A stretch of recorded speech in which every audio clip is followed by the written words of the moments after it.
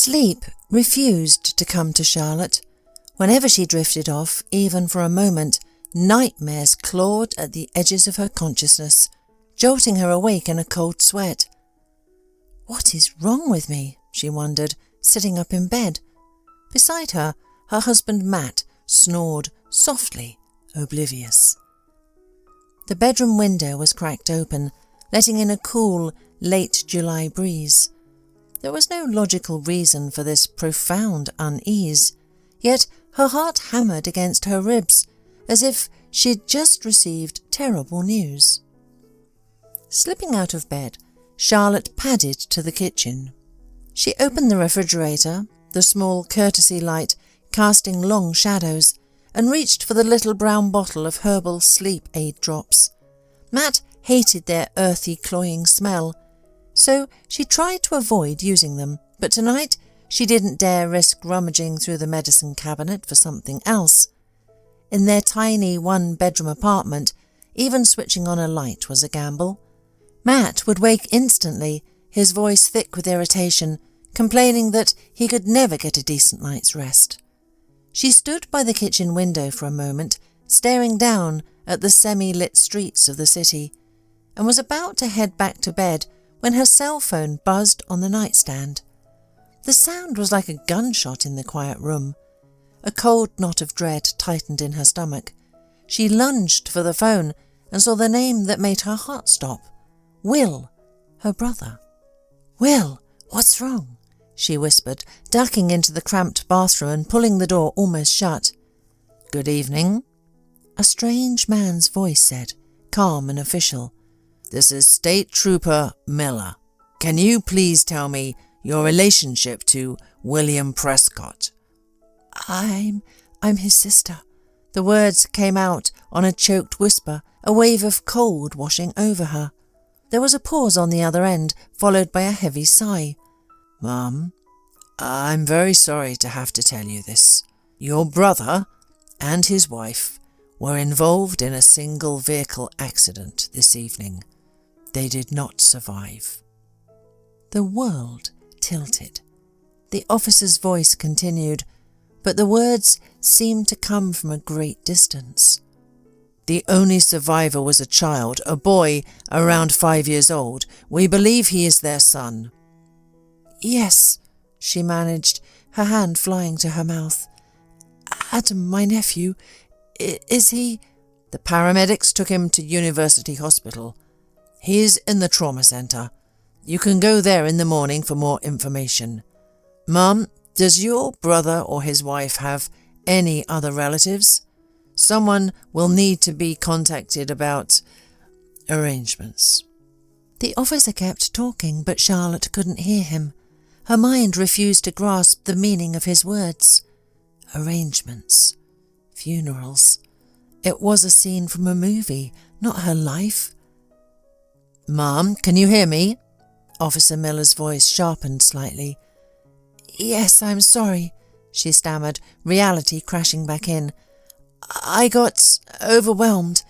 I'll notify everyone. Thank you for calling." She pressed the end call button, her fingers numb. The bathroom door swung open, revealing Matt's face, creased with sleep and annoyance. "What is going on? Who are you talking to at this hour? Did you get a boyfriend or something?" Charlotte looked at him, her eyes wide and unseeing, and then a raw guttural sob tore from her throat. All she could force out were their names, broken fragments of her heart. "Will and Sarah!" "What on earth are you talking about?" he exploded. Unable to speak, Charlotte stumbled into the kitchen and sank into a chair, burying her face in her hands. It couldn't be real. It had to be another one of the nightmares, but the tears that streamed through her fingers were hot and real. Finally, Matt appeared in the doorway. "Are you going to tell me what happened?" "Will and Sarah, they're gone," she said, each word a mountain she had to climb. "There was an accident. Only Adam, he made it. He's in the hospital." The dam broke again, and she dissolved into heaving sobs.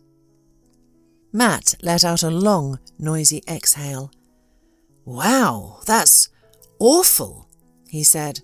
"My condolences. Do Sarah's parents know yet?"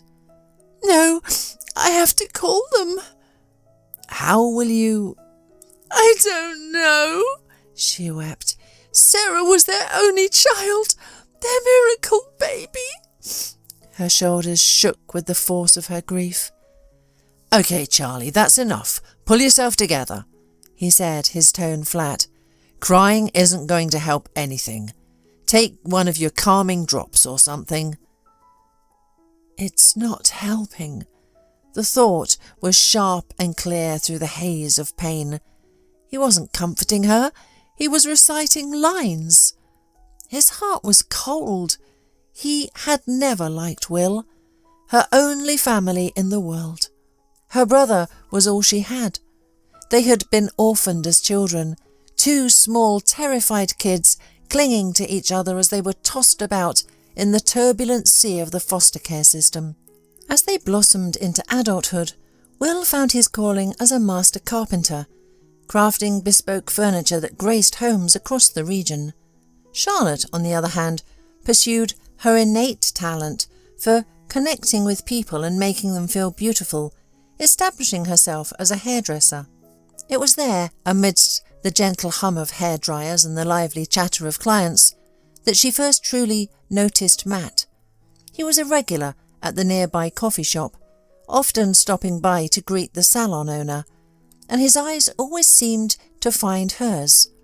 Soon his casual hellos evolved into daily visits, then into evening strolls along the park, their conversations flowing as easily as the tides. He confessed his love one balmy spring evening, beneath the ancient live oaks draped in Spanish moss, and asked her to be his wife. Charlotte, her heart soaring, joyfully accepted, but Matt, to her surprise, presented a condition. "Let's make a pact," he had said, his voice earnest but firm. "No rushing into children, and I'd like you to leave your job." "Leave my job? Matt, I practically live for my work," Charlotte had exclaimed, a flicker of unease stirring within her. "Exactly," he had interjected, his tone sharp, his gaze unyielding. "And I want you to live for our family. I don't want my wife spending 10 hours a day on her feet, surrounded by gossip and superficiality, only to come home utterly drained and on edge. No, I envision a graceful, vibrant woman at home who reserves her energy and affection solely for me." Charlotte had been taken aback. "My goodness," she had mused, a touch of surprise in her voice. "I never knew you were so possessive." Like a character straight out of a classic novel, Matt had merely shrugged, his expression resolute. "Yes, I am. But if that doesn't appeal to you, you're free to reconsider." Of course she hadn't reconsidered. She had fallen too deeply for this charming, articulate man, an up-and-coming architect with a promising career. He had lived with his parents in a spacious suburban home, so immediately after their modest wedding, he moved into her cosy one-bedroom condo overlooking the city park. Everything had been idyllic until Will and his wife Sarah welcomed their precious baby boy Adam. Charlotte began to carve out every spare moment to visit her tiny nephew, offering Sarah a much-needed break or simply pushing Adam's stroller through the quiet, tree-lined streets of their neighbourhood. Matt, however, found this utterly irritating. "Why do you constantly dash over there, Charlotte? It's as if you don't have your own home. The windows have smudges from the last rain shower, the kitchen counters haven't sparkled in ages, and yet you're always meddling in other people's lives." Charlotte felt a familiar sting of hurt. Every day she meticulously scrubbed the counters until they gleamed, polished the chrome fixtures in the bathroom, and cleaned the windows until they reflected the blue sky. Yet Matt continued to nitpick, determined to voice his displeasure with her. In truth, he simply didn't want her to start pleading with him for a child of their own. He had never truly warmed to the idea of children. That morning, Charlotte, who hadn't closed her eyes all night, drove the familiar route to St. Jude's Hospital to see her nephew. Little Adam lay under an IV drip, his head wrapped in a pristine white bandage, small cuts from shards of glass visible on his sweet pale face. When he saw his aunt, he managed a weak, heartbreaking smile. "Auntie Shah, how did you know I was here?" He had always called her by a shortened, affectionate version of her name, treating her more like an older sister or a favourite confidant. "They called me, sweetie, so I came right away," she said, her voice trembling slightly, a tremor she hoped he wouldn't notice. "Who called? Was it Mum?" Adam asked, his eyes wide and innocent, searching her face. Charlotte faltered.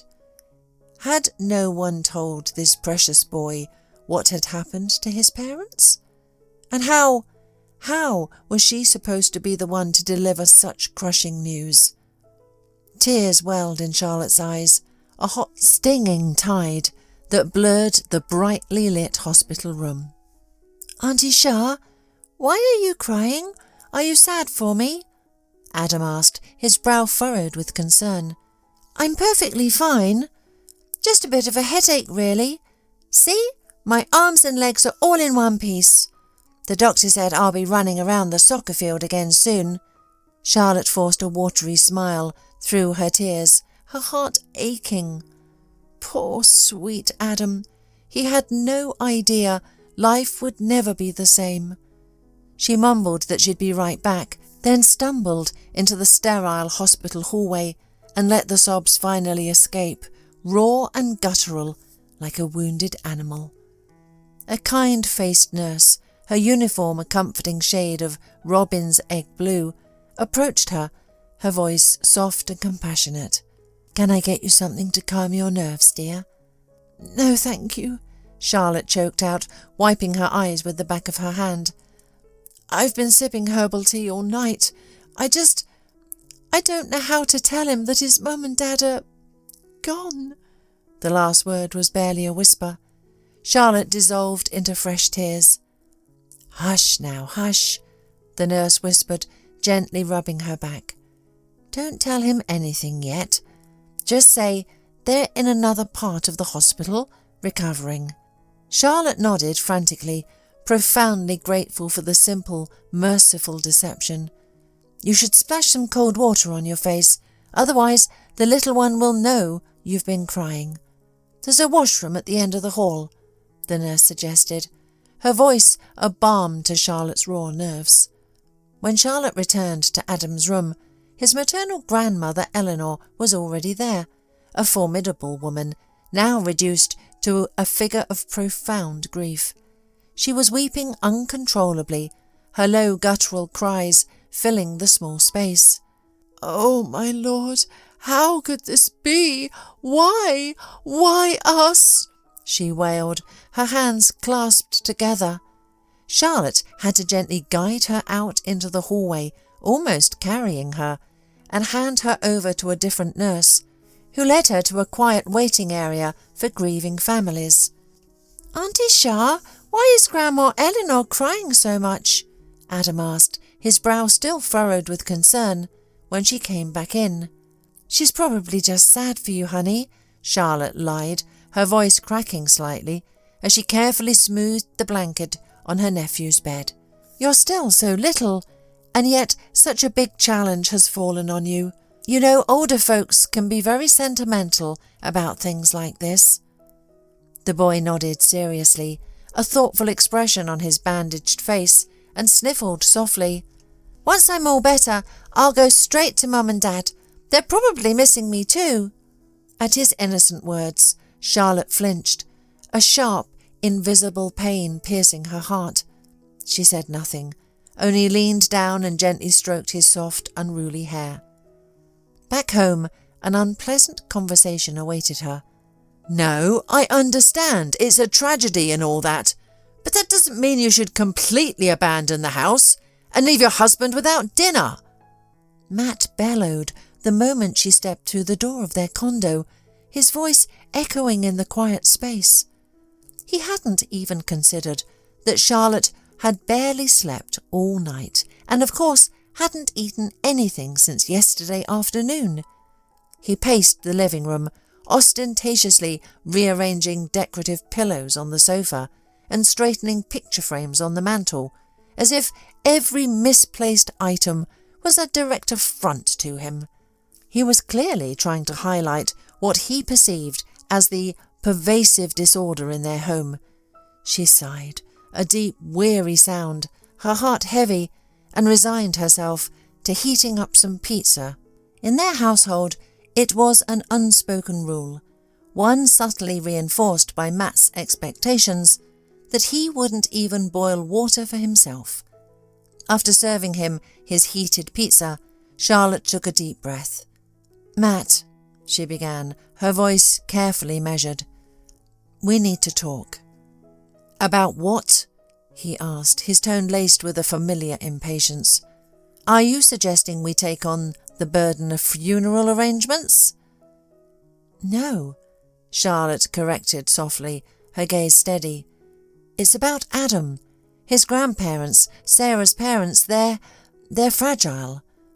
Eleanor is simply too overwhelmed with grief, and Robert, her husband, has his own health struggles. They simply can't take on raising a 6-year-old boy. We have to take him in." Matt almost choked on his food.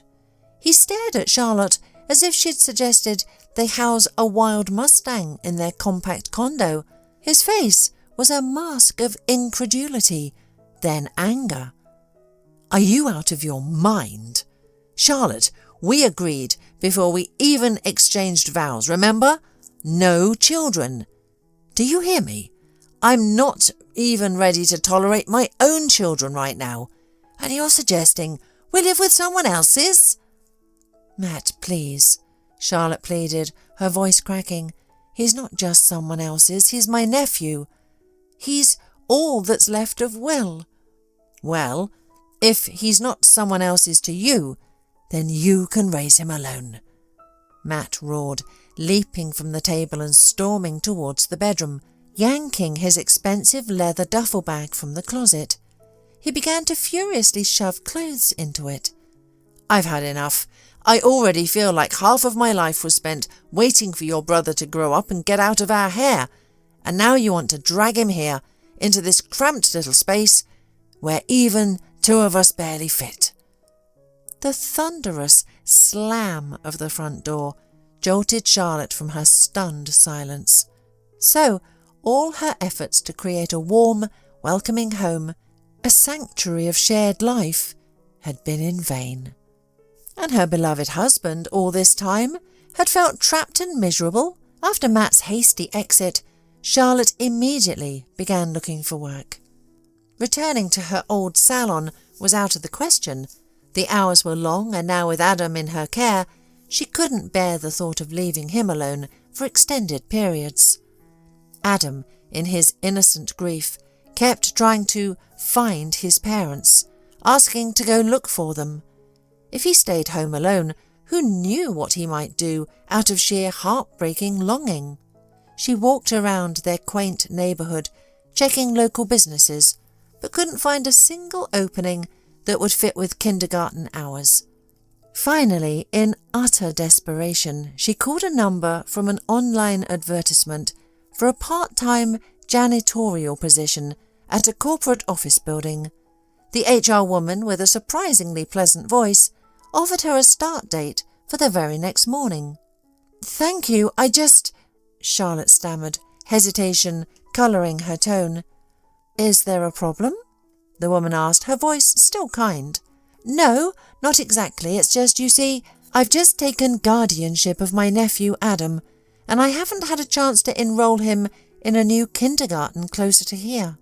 "Oh, well, you can bring him with you," the woman offered casually. "Some of our other cleaners do that if they don't have childcare, As long as he stays out of the way, it's fine. And Charlotte decided that was even better. At least Adam would be under her watchful eye. Sleep refused to come again that night. Charlotte had grown so accustomed to the rhythms of her life as a homemaker, a role she'd embraced wholeheartedly. Now, doubts gnawed at her. Could she handle this new job? Would she get along with her new boss? She tossed and turned, her mind a whirlwind of anxieties. Suddenly, she heard strange sounds outside the window, like a summer blizzard beginning in the dead of night. She sat up and peered through the balcony door. Outside, at astonishing speed, leaves torn from ancient oak trees, plastic bags and scraps of paper whirled past in a chaotic dance. Then the wind intensified, snapping off entire branches with a violent crack. Small young trees were ripped from the earth by their roots. On the rooftop, sheets of metal roofing clattered with terrifying force. Several heavy branches slammed against her window pane, and Charlotte realised standing so close was perilous. She retreated to the armchair beside the small bed where Adam was sleeping soundly, and listened intently. A torrential downpour began to drum fiercely on the roof. Within a minute, through the thick curtain of rain, nothing was visible outside. Only the mournful howl of the hurricane and the terrifying roar from the roof filled the darkness. Just in case, Charlotte quickly dressed, and then she understood. Water was streaming from the ceiling. The violent gusts of wind must have ripped off several sheets of their own roofing, creating a severe leak. She scrambled to pull the armchair away from where the water was pouring down, but soon another stream of water gushed from a different spot, then another. Charlotte couldn't move fast enough, scrambling to place mixing bowls and pots under the relentless onslaught. Suddenly, the lights flickered and died. The entire building plunged into darkness. Charlotte, instinctively scooping Adam into her arms, bolted into the small bathroom, where mercifully no water was leaking from the ceiling. There, in the complete darkness and gripping fear, she barely managed to wait out the end of the furious storm. When she ventured back into the living room, a gasp escaped her lips. All the makeshift containers were overflowing. The floor was slick with rainwater. Gently laying Adam on the small kitchen sofa, she began to frantically mop the floors. The last thing she needed was to flood the neighbours downstairs. When everything was finally cleared, she glanced at the wall clock. It was nearly time to leave for her first shift. She felt a fresh wave of tears. Her condo, her sanctuary, was once again uninhabitable. All their furniture, every sleeping surface was soaked through. The wallpaper on the walls had darkened and swelled, a prelude to peeling away and inevitably moulding. Charlotte numbly dialed Sarah's mother, Eleanor. "Eleanor," she began, her voice tight with exhaustion and despair. "We have an emergency here. The ceiling's broken. Can Adam and I stay with you temporarily? Just until I can get the repairs done." "Oh, Charlotte, of course, darling. Come right away." Eleanor's voice, though still tinged with grief, was warm with immediate concern. "Robert and I would be more than happy. We're so alone now, truly." "Okay then, I'll come after my shift," Charlotte promised, a sliver of hope rekindled by the older woman's kindness. As if fate were conspiring against her, the office building where she was starting her new job also had extensive damage. Windows in one of the executive suites had shattered from the fierce drafts. She spent half the morning sweeping up shards of glass. Adam, meanwhile, wandered restlessly through the quiet corridors, clearly bored. When he found out that they were going to be staying at his grandparents' house, he brightened instantly and dashed into the room where he used to live with his parents. Will had sold his small house just a few months prior, planning to buy a larger, more practical for his carpentry business. So the family had been temporarily living in his wife's parents' larger home. "Where are Mum and Dad?" he asked Eleanor, who immediately burst into fresh tears. Charlotte gently led Adam aside. "Adam, honey, The doctors sent Mum and Dad to get special treatment overseas. Grandma just misses them, see? So don't trouble her with too many questions, okay?" The boy nodded slowly, his head bowed. Charlotte didn't notice the tears glistening on his own eyelashes. That evening, they returned to the office building for her second shift. The building was almost deserted now. Most of the offices were locked. Their task was to clean the main corridor, the restrooms, and the director's office. Charlotte nervously knocked on the director's door. "Come in," a strong, inviting voice boomed. Charlotte timidly entered into the large, tastefully decorated office. "Good evening, Mr. Albright," she said, her voice a little shaky from nerves and exhaustion. "It's my evening shift. May I start cleaning your office now?" The man, Mr. Andrew Albright, a distinguished gentleman with kind eyes and a warm smile, nodded. "You're Charlotte, correct?" "Yes, please start. With the other half of the office, I still have a bit more work to finish over here." Charlotte set about her tasks, her movements quiet and efficient, while she gave Adam a small important job, watering the office plants. Adam eagerly took the small watering can and began making his rounds, inspecting the rows of pots lining the wide windowsills. He had never seen such magnificent houseplants before, vibrant with rich variegated leaves and blossoms in every shade imaginable. He peered closely at each one, marvelling at the intricately coloured foliage, letting out small appreciative clicks of his tongue. "Do you like them?" Mr. Albright asked, a warm smile spreading across his face as he looked up from his computer. "I have seen even better ones in the conference room. Some are as tall as palm trees. Would you like to see?" "Yes!" Adam exclaimed, his eyes lighting up, and he instinctively reached for the man's hand. "All right, just let me close this file and we'll go." Mr. Albright chuckled, quickly typing. Adam and Mr. Albright left the office, their footsteps fading down the hallway, and Charlotte turned her attention to the remaining half of the room, wiping down the polished mahogany desk and carefully dusting the shelves filled with leather-bound books. She was just finishing up, polishing a framed photograph on the director's desk, when she heard hurried footsteps in the corridor. Mr. Albright almost burst back into the office, carrying Adam in his arms, his face flushed. "Where?" he asked the boy, a note of breathless excitement in his voice. Adam pointed to a decorative fern nestled near the director's desk. Mr. Albright reached into the lush greenery and pulled out a small, metallic, gleaming object. "Charlotte!" he exclaimed, collapsing into his plush leather chair, holding up the tiny device. "You won't believe what just happened. Your nephew was watering the plants in the conference room and suddenly he asks me, 'Do you watch your plants?' At first I didn't understand, and then he tells me, 'There's a little camera hanging in one of your bushes.' I thought perhaps it was for a special time-lapse recording or something." Charlotte and Adam blinked, utterly bewildered by his rapid-fire explanation. Mr. Albright, meanwhile, began dialing a number on his phone, turning the micro-camera over and over in his hand. Then he looked back at Charlotte. "And I always wondered why our previous cleaning person left so abruptly. We never offended her, and the work here is certainly not difficult, but she just threw a fit, slammed the door, and disappeared without a trace.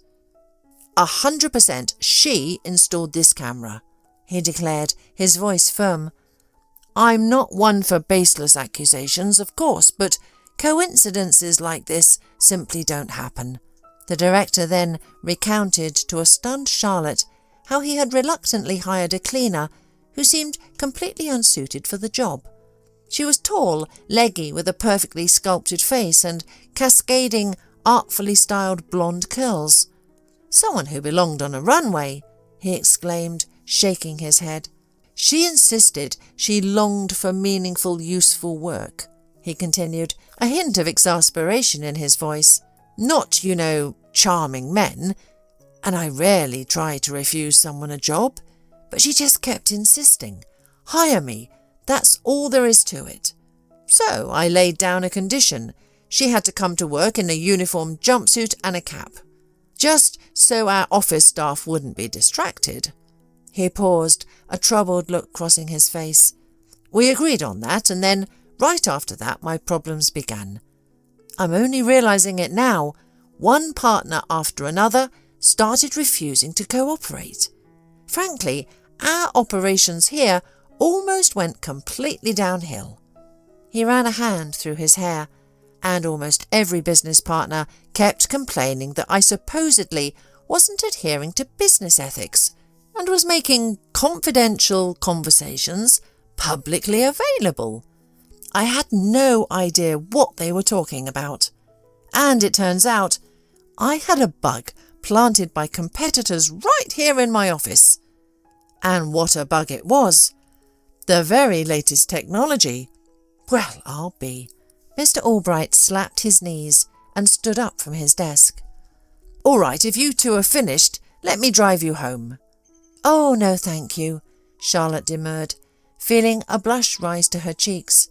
"We can manage ourselves." No, not at all. Now I'm indebted to you. This boy," he said, ruffling Adam's hair gently, "he saved me from a potentially huge disaster. That means I will find a way to express my gratitude. Change your clothes and let's go."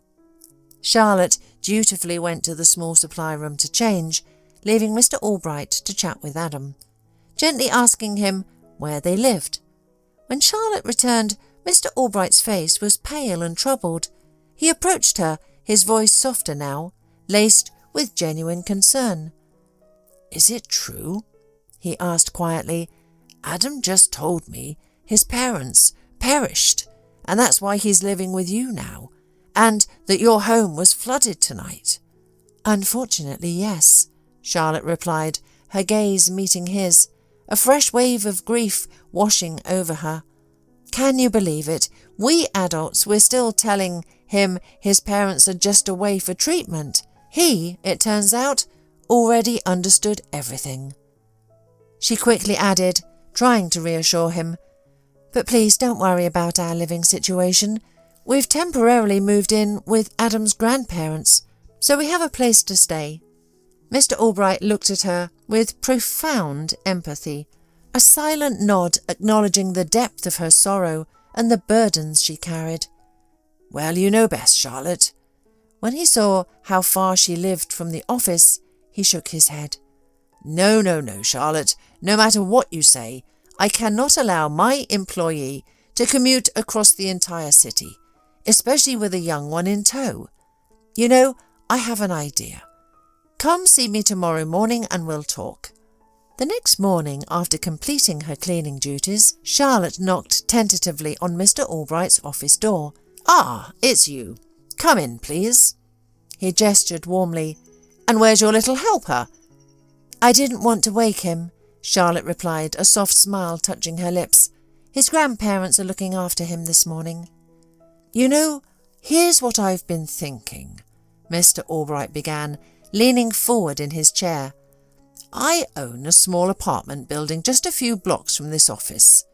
Sometimes our out-of-town guests stay there, but mostly it sits empty.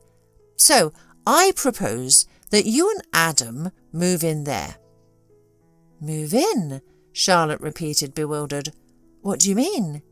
"You see, I made some inquiries with your building management about the conditions of your condo," he explained gently, "and they told me the repairs would cost you a small fortune. I'm afraid you simply wouldn't be able to manage it alone. So I'm taking that on myself, and while the repairs are being done, you and Adam will live in my apartment." "Mr. Albright, what are you saying? No, I couldn't possibly accept that," Charlotte stammered, waving her hands in protest. "Who am I? Just a cleaner. I've barely worked for you for a week." "Objections are not accepted," Mr. Albright stated seriously. Then a gentle smile softened his features. "Please, just allow me to express my gratitude in the way I choose.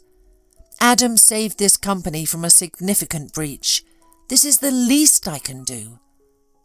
For the entire next month, Charlotte's small condo underwent a complete renovation. The work wasn't just confined to the interior. The roof itself was fully replaced with new sturdy supports and a reliable waterproof membrane. When Mr. Albright finally brought Charlotte back to inspect the finished work, she simply didn't recognise her own home.